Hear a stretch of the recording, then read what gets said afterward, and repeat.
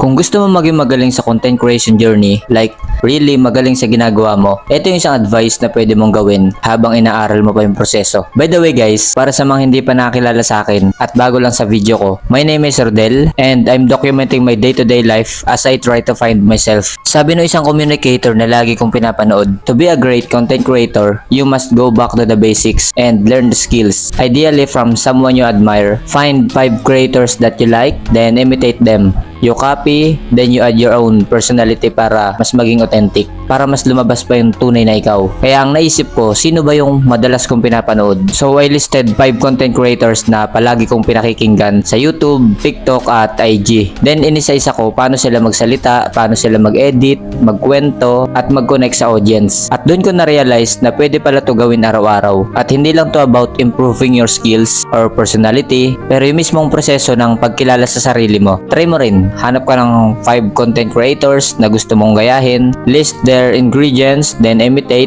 experiment, and eventually, create your own recipe. Walang masamang mangopya kung ang goal mo ay para mag-level up ka pa. And that's it for today's video. Sana may natutunan ka, and I'll see you on the next one. Peace!